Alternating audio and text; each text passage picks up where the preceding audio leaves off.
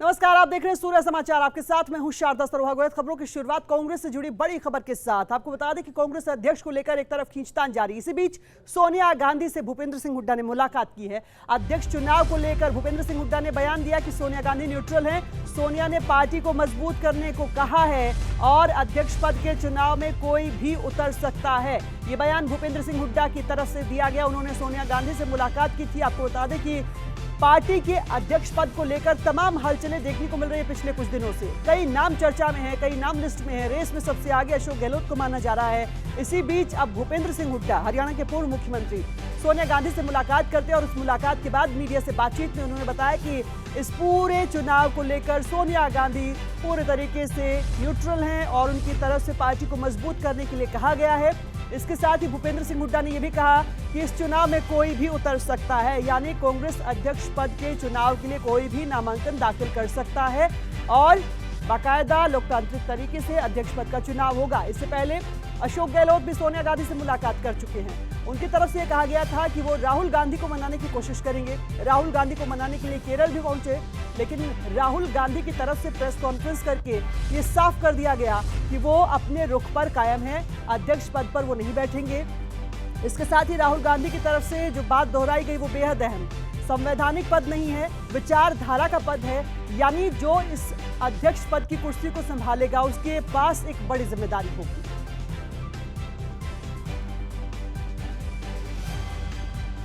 बड़ी खबर एक बार फिर आपको बता दें कि भूपेंद्र सिंह हुड्डा ने सोनिया गांधी से मुलाकात की है और सोनिया गांधी से मुलाकात के बाद भूपेंद्र सिंह हुड्डा ने मीडिया से बातचीत की। बताया कि इस मुलाकात में क्या कुछ बातचीत हुई है। उनकी तरफ से यही कहा गया कि सोनिया गांधी चुनाव को लेकर न्यूट्रल।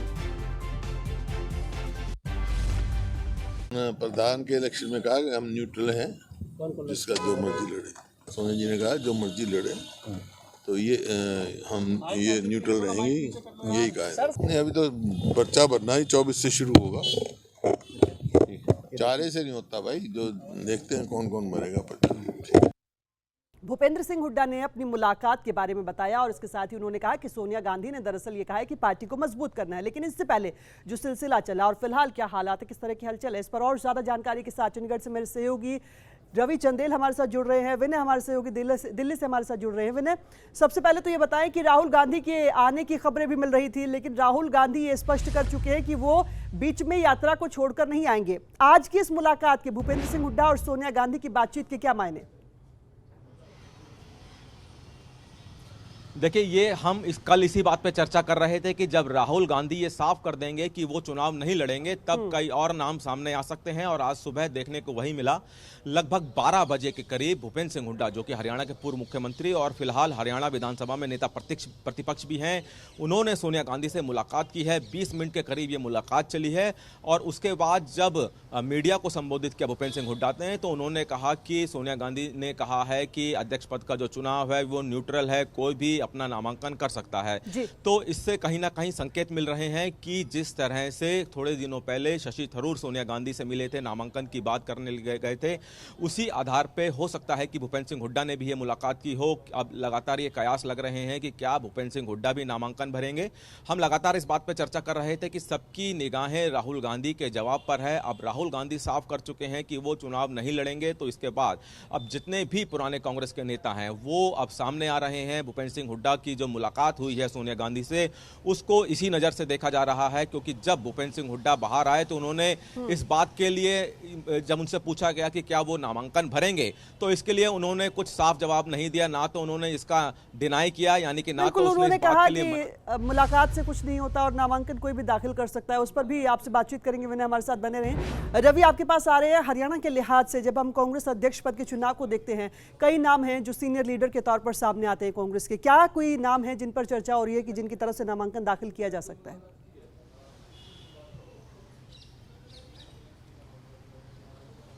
देखिए, अगर हम हरियाणा की बात करें तो हरियाणा के परिप्रेक्ष्य से जिस तरीके से नेता प्रतिपक्ष भूपेंद्र सिंह हुड्डा जी की जो मुलाकात रही है अंतरिम अध्यक्ष सोनिया गांधी से, वो मुलाकात जो है वो इसलिए भी अहम मानी जाती है जिस तरीके से कांग्रेस कमेटी द्वारा, प्रदेश कांग्रेस कमेटी द्वारा जो है वो राहुल गांधी का नाम जो है वो प्रस्ताव पारित किया गया था कि राहुल गांधी को वो राष्ट्रीय अध्यक्ष पद के रूप में पद पर जो है वो देखना चाहते हैं। लेकिन अब जिस तरीके से राहुल गांधी ने अपना स्टैंड जो है वो क्लियर कर दिया, तो ऐसी स्थिति के अंदर हाईकमान द्वारा ही अशोक गहलोत का नाम जो है वो सामने लाया गया।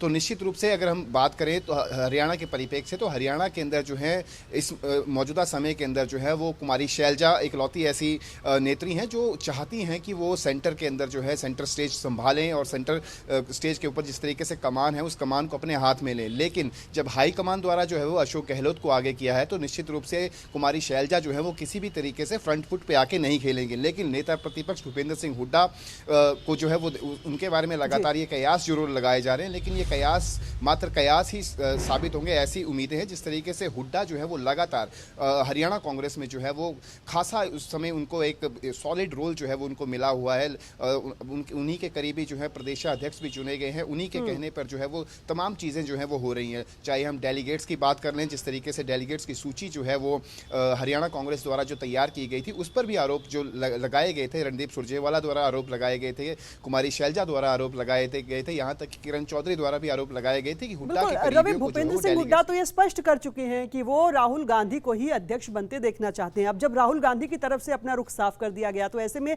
आज जो मुलाकात भूपेंद्र सिंह हुड्डा की सोनिया गांधी से होती है उसके क्या अलग मायने हो सकते हैं?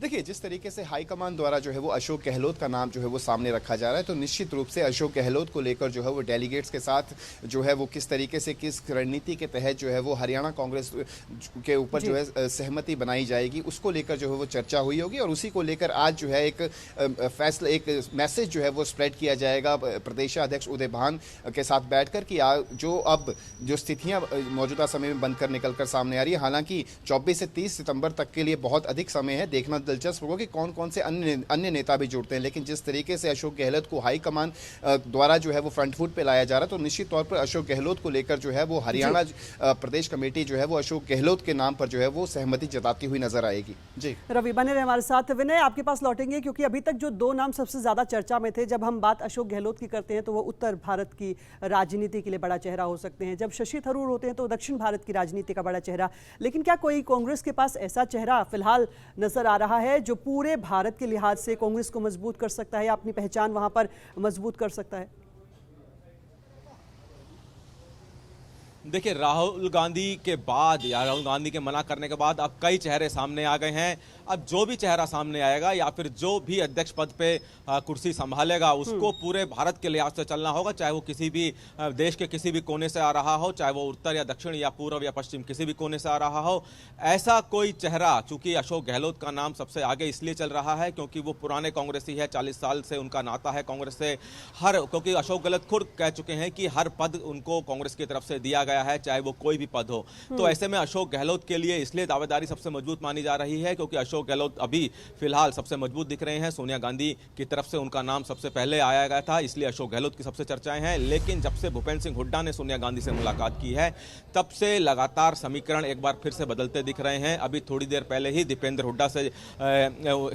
हुड्डा ने मीडिया को संबोधित करते हुए कहा कि हरियाणा कांग्रेस राहुल गांधी को प्रथम सबसे पहले चाहती है। उनका प्रस्ताव हरियाणा कांग्रेस की तरफ से पास हो चुका है। ऐसे में जब राहुल गांधी मना कर चुके हैं तो अब देखना होगा कि आगे क्या होता है। हलचल पिछले कुछ दिनों से हम कई बार देख रहे हैं विनय, और इसी तरह की खबरें निकलकर सामने आ रही हैं कि पार्टी के लिए इस वक्त असमंजस के हालात हैं कि जो चाहते हैं वो हो नहीं रहा, और जो तमाम नेता लिस्ट में है उनमें से किसको तवज्जो दी जाएगी। आप बने रहे हमारे साथ, रवि भी हमारे साथ बने हुए हैं। लेकिन एक रिपोर्ट दरअसल हम अपने दर्शकों को दिखाने जा रहे हैं कि केरल के एर्नाकुलम में राहुल गांधी ने अध्यक्ष पद को लेकर बड़ा बयान दे दिया। राहुल ने यह साफ कर दिया कि अध्यक्ष पद को लेकर वो अपने रुख पर कायम है, यानी यूं समझा जाए कि राहुल ने खुद को इस रेस से बाहर कर लिया। अब राहुल नहीं तो फिर कौन? देखिए हमारी खास रिपोर्ट।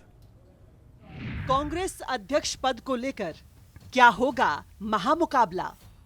मानने के मूड में नहीं लग रहे राहुल गांधी। फिर दोहराया प्रण, मैं अपने रुख पर कायम। अब अशोक गहलोत का होगा किससे सामना? शशि थरूर, मनीष तिवारी, पृथ्वीराज चौहान या होगा कोई और? कांग्रेस में अध्यक्ष पद के चुनाव को लेकर ऊहापोह मची है। एक तरफ गांधी परिवार है जो गैर गांधी को चुनाव में उतारने की बात कह रहा है, तो वहीं पार्टी के वो समर्पित दिग्गज हैं जो राहुल गांधी को ही अध्यक्ष बनते हुए देखना चाहते हैं। लेकिन राहुल गांधी ने अध्यक्ष बनने की अटकलों पर पूर्ण विराम लगा दिया है। राहुल ने एक प्रेस कॉन्फ्रेंस के जरिए एक बार फिर साफ शब्दों में कह दिया कि वो अध्यक्ष पद के लिए होने वाले चुनाव का हिस्सा नहीं बनने वाले। राहुल ने फिर दोहराया कि वो अपने रुख पर कायम हैं। मैंने पिछले प्रेस कॉन्फ्रेंस में बहुत क्लियरली बता दिया था, आप थोड़ी पेशेंस रखिए, आपको पता लग जाएगा क्या होने वाला है। I have made my position clear and I don't want to delve on this subject because you're making me answer the same question 6-7 times, right? I've made my clear position very clear. You can look at many such interactions that have taken place in the past. You'll get my answer. It's always been the same. A particular view of India. The Congress president is not just an organizational post. The Congress president is a ideological post. It is a belief system. So my advice would be that whoever becomes Congress president should remember that he represents a set of ideas, he represents a belief system, and he represents a vision of India. Rahul Gandhi के इस बयान के बाद क्या ये मान लिया जाए कि राहुल नामांकन दाखिल नहीं करने वाले? अगर हां, तो क्या अशोक गहलोत अध्यक्ष पद के लिए अपना नाम आगे बढ़ाएंगे? गहलोत पार्टी के वरिष्ठ नेता हैं और भरोसेमंद भी, लेकिन राहुल गांधी के दावेदार न होने की सूरत में अशोक गहलोत ही अध्यक्ष पद के अकेले दावेदार नहीं होंगे। उनका सामना कांग्रेस के G23 नेताओं से हो सकता है।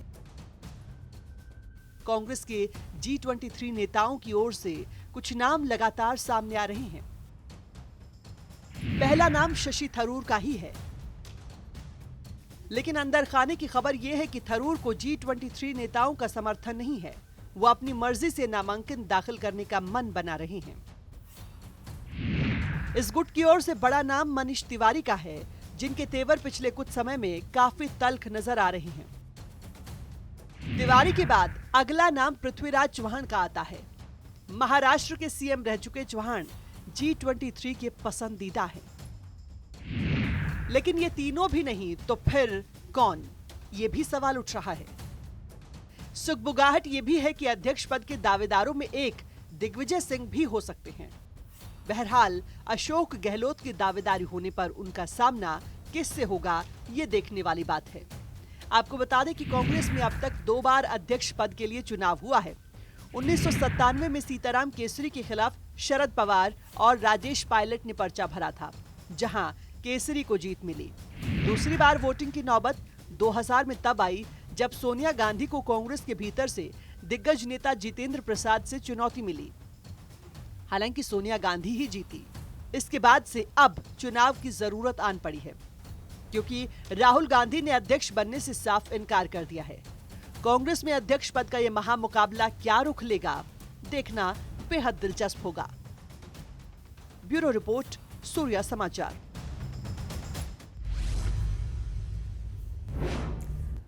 तो इस रिपोर्ट के जरिए आपने उन नामों को देखा जिन पर कहीं ना कहीं कयास लगाए जा रहे हैं कि पार्टी में अध्यक्ष पद की रेस में ये वो नाम हो सकते हैं जिनके ऊपर पार्टी अध्यक्ष की जिम्मेदारी सौंप सकती है। बहरहाल और ज्यादा चर्चा के लिए हमारे दो सहयोगी हमारे साथ जुड़े हुए हैं। रवि चंदेल हमारे साथ हैं, विनय हमारे साथ हैं। विनय, फिलहाल जब हम इन नामों के अलावा कुछ और चर्चा करते हैं, कांग्रेस की स्थिति क्या है, कांग्रेस को कौन कौन से पहलू हैं जहां पर मजबूती की जरूरत है, ऐसे में अध्यक्ष पद की जो जिम्मेदारी संभालने वाला शख्स होगा वो कहीं ना कहीं कांटों के ताज के साथ आगे बढ़ेगा, ये कहना गलत नहीं होगा?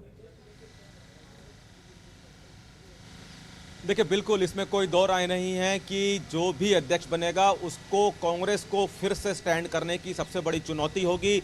उससे बड़ी चुनौती ये होगी कि अपने ही कांग्रेसी कार्यकर्ताओं को, कांग्रेसी नेताओं को एकजुट रखना, क्योंकि पिछले कुछ दिनों से देखने को मिला है कि कई कांग्रेसी नेता या दिग्गज नेता कांग्रेस को अलविदा कह चुके हैं और कांग्रेस के आला कमान पर कई तरह के आरोप लगाते हुए उन्होंने कांग्रेस को अलविदा कहा है।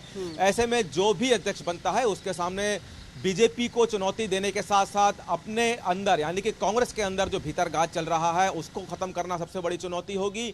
जब कांग्रेस एकजुट दिखेगी उसके बाद कांग्रेस बीजेपी से लड़ाई करने का विचार कर सकती है, लेकिन जो भी अध्यक्ष बनेगा उसको सबसे पहले कांग्रेस को एकजुट करना होगा। अगर बात करें जनता की, तो जनता के सामने भी कांग्रेस की छवि लगातार धूमिल है। हर कोई ये जान रहा है कि कांग्रेस में अभी कोई दिग्गज नेता नहीं है, तो ये बहुत सी चुनौतियों का सामना कांग्रेस के नए अध्यक्ष को करना होगा और उसके बाद उन्हें बीजेपी से लड़ना होगा। हालांकि लोकसभा चुनाव में अभी समय है, 2024 आने में अभी समय है, लेकिन इतना समय नहीं है कांग्रेस के पास कि वो अपनी कांग्रेस को ज़्यादा ढीला रखे। यानी कि जो भी अध्यक्ष बनेगा उसको पहले ही दिन से अपनी कांग्रेस को मजबूत करने के लिए काम करना होगा, चाहे वो जमीनी स्तर पे हो, चाहे नेताओं को मनाने की बात हो। देखना होगा जो भी नया अध्यक्ष बनेगा क्या वो पुराने नेताओं को मनाने में कामयाब होता है या नहीं, क्योंकि जितने भी पुराने नेता कांग्रेस को अलविदा कह के गए हैं वो कांग्रेस की लीडरशिप पे सवाल खड़े करते हुए गए हैं। ऐसे में जो भी नया कांग्रेस जब लीडरशिप की बात आ रही है तो सिर्फ केंद्रीय नेतृत्व की बात नहीं करेंगे हम। रवि, आपके पास आ रहे हैं क्योंकि हमने देखा कि जब विधानसभा चुनाव हरियाणा में होने थे उस वक्त भी कहीं ना कहीं पार्टी की तरफ से देरी इस बात के लिए की गई कि कौन कमान संभालने वाला है चुनाव के लिए, किसकी जिम्मेदारी होगी, और शायद उसका खामियाजा पिछले विधानसभा चुनाव में कांग्रेस पार्टी को भुगतना भी पड़ा।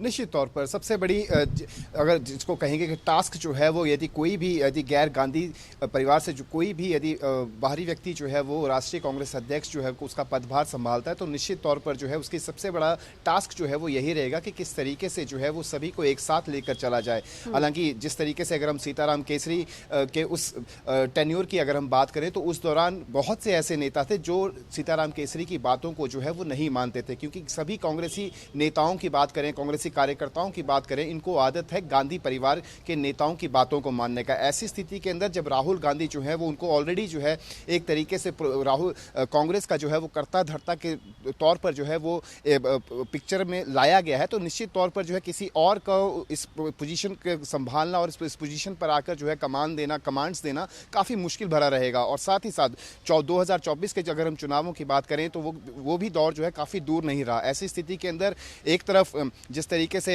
सबको एक साथ लेकर चलने की चुनौती होगी, तो साथ ही साथ 2024 के चुनावों के अंदर क्या कुछ रणनीति तैयार की जाएगी कि उसके तहत किस तरीके से काम किया जाएगा, ये भी देखना काफी दिलचस्प रहेगा। बिल्कुल, और जिस तरीके से मैं सवाल कर रही थी रवि कि कहीं ना कहीं पार्टी फैसले लेने में इतनी देरी करती है, जिसका खामियाजा आपने पंजाब में भी देखा, हरियाणा में भी देखा, और हिमाचल में किस तरह के हालात है उस पर भी चर्चा करेंगे। आप बने रहे हमारे साथ, विनय भी हमारे साथ जुड़े हुए हैं। दरअसल एक एक करके एक रिपोर्ट्स के जरिए हम बताने की कोशिश करें कि कांग्रेस में इस वक्त चल क्या रहा है, कांग्रेस का अगला अध्यक्ष कौन होगा। ये वो सवाल है जिसका जवाब हर किसी को जानना है और हर किसी को इसका जवाब चाहिए, लेकिन जब तक कोई आधिकारिक घोषणा नहीं हो जाती कयासों का बाजार भी गर्म है। कई नामों की चर्चा जोर पकड़ रही है।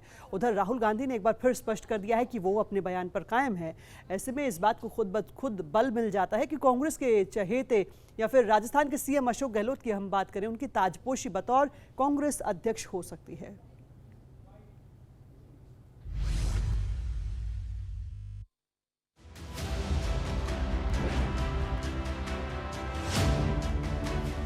కటప్పా ने బాహుబలి को क्यों मारा?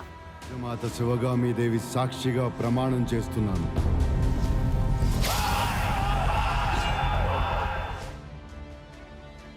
साउथ की ब्लॉकबस्टर फिल्म बाहुबली को लेकर फिल्म प्रेमियों के दिल में ये वो सवाल था जिसका जवाब मिलने में करीब 2 साल लग गए।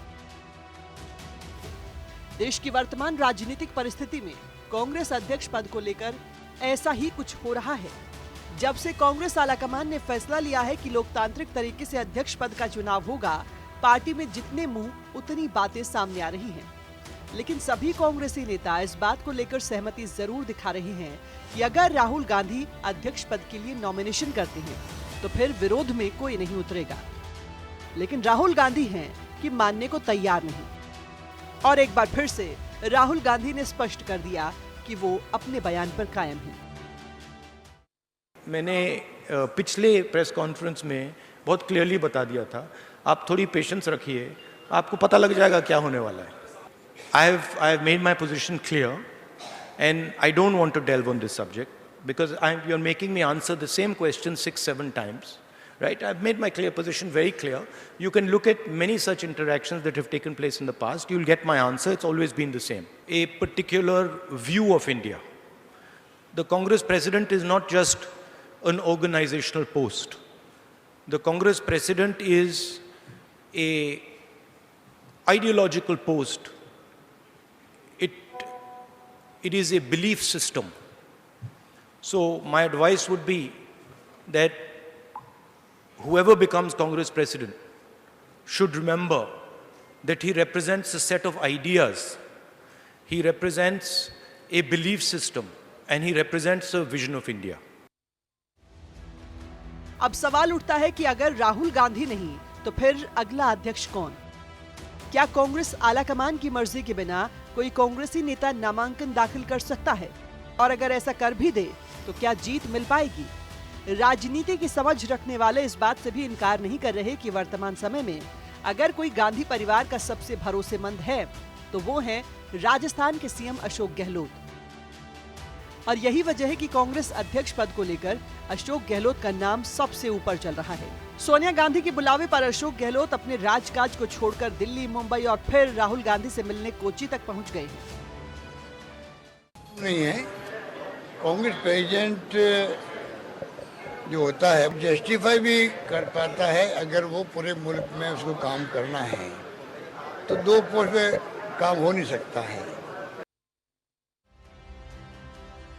दिल्ली में सोनिया गांधी से मुलाकात के बाद अशोक गहलोत भले ही गोलमोल जवाब दे रहे हों, लेकिन इशारों इशारों में जो कुछ भी कहा उसका मतलब निकालने वाले ये मान रहे हैं कि अशोक गहलोत दोनों हाथ में लड्डू रखना चाहते हैं, यानी सीएम की कुर्सी भी ना जाए और अध्यक्ष की जिम्मेदारी भी कंधों पर आ जाए।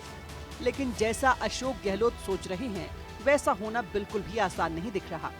और ऐसा इसलिए क्योंकि गहलोत के इस सपने के बीच में सचिन पायलट की एंट्री होना स्वाभाविक है। आपको याद होगा राजस्थान चुनाव का रिजल्ट जिसमें कांग्रेस की बम्पर जीत हुई थी और सीएम पद के लिए सचिन पायलट का नाम जोरों से उछाला जा रहा था, लेकिन बाजी मार गए अशोक गहलोत, जिससे नाराज सचिन पायलट को लेकर खबर यहां तक आई थी कि वो कांग्रेस छोड़कर बीजेपी का दामन थाम सकते हैं।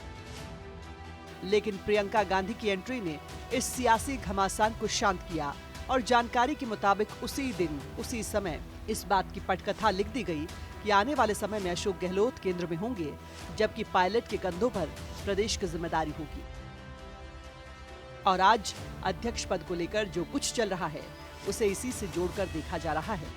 हालांकि राजनीति संभावनाओं का खेल होती है, इसमें कब क्या हो जाए कहना मुश्किल है। ऐसे में सभी को इंतजार फाइनल रिजल्ट का है। ब्यूरो रिपोर्ट, सूर्या समाचार।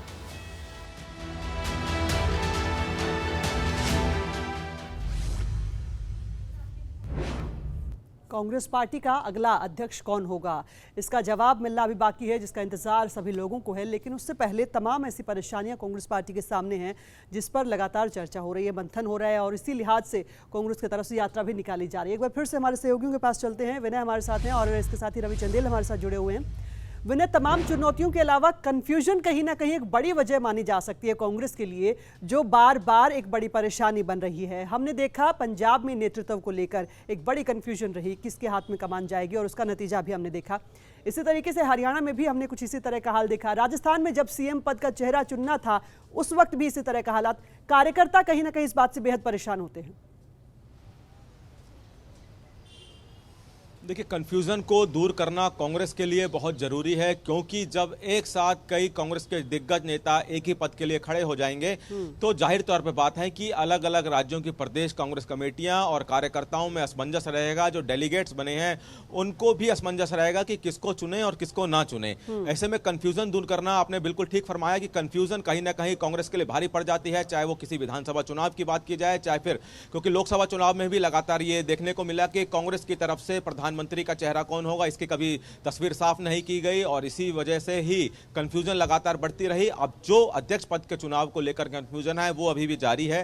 अशोक गहलोत, शशि थरूर, मनीष तिवारी का भी नाम आ रहा है, दिग्विजय सिंह भी नाम दौड़ में दिख रहे हैं। आज भूपेंद्र सिंह हुड्डा ने भी मुलाकात की है। तो ऐसे में जो डेलीगेट्स हैं जिनको वोट करने हैं वो कहीं ना कहीं कंफ्यूज है। उनको अपनी हर राज्य की जो कांग्रेस कमेटी है उनको फिर से एक बैठक करनी होगी। दीपेंद्र हुड्डा से जब हमारी बात हुई, जो कि दीपेंद्र हुड्डा राज्यसभा सांसद हरियाणा में, उन्होंने अभी भी वही बात कही कि उनकी पहली पसंद यानी कि हरियाणा कांग्रेस की पहली पसंद दीपेंद्र हुड्डा है। अब वो दौड़ में नहीं है तो देखना है कि अब आगे क्या होता है। ठीक तो है, यानी आप आगे राहुल क्या गांधी का होता जिक्र है, करना अब चाह रहे हैं यही विनय। सवाल और हर इसके अलावा बिल्कुल रवि के पास आ रहे हैं। रवि, एक सवाल ये भी है कि पार्टी में जो बिखराव है इस वक्त वो तमाम कार्यकर्ता महसूस कर सकते हैं। कई बड़े दिग्गज नेता पार्टी को छोड़कर जा रहे हैं, ऐसे में मनोबल भी गिरता है। लेकिन इस वक्त कई राज्यों के विधानसभा चुनाव पर जो फोकस पार्टी का होना चाहिए वो नहीं है। ऐसे में अध्यक्ष के लिए एक ऐसे चेहरे की जरूरत है जो इन राज्यों पर भी और लोकसभा चुनाव पर भी पूरा फोकस कर सके।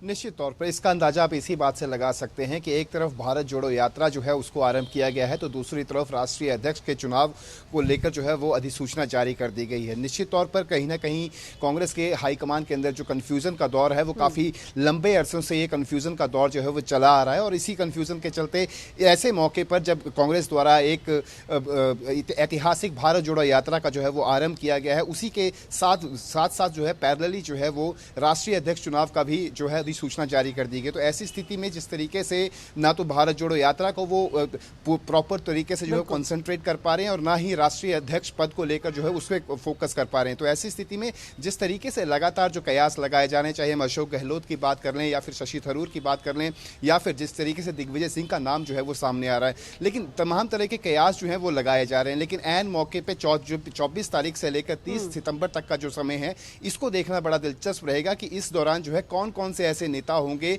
जो नामांकन भरने के लिए सामने आएंगे, जो अपनी दावेदारी जो है वो पेश करेंगे। उसी के बाद जो है वो जो मौजूदा स्थिति है वो क्लियर हो पाएगी। रवि, और 24 से 30 तक नामांकन दाखिल करने के दौरान क्या कुछ तस्वीर बदलती है उस पर भी हमारी नजर बनी रहेगी। आपका बहुत शुक्रिया तमाम जानकारी के लिए विनय, आपका भी बहुत शुक्रिया तमाम जानकारी के लिए। तो लगातार कांग्रेस अध्यक्ष पद को लेकर जो सस्पेंस है वो और ज्यादा बढ़ता जा रहा है। फिलहाल जानकारी ये कि राहुल गांधी मना कर चुके हैं। पार्टी को जरूरत है ऐसे नेतृत्व की जिससे पार्टी मजबूत भी बन सके, पार्टी की तमाम चुनौतियों से पार भी पाया जा चुके।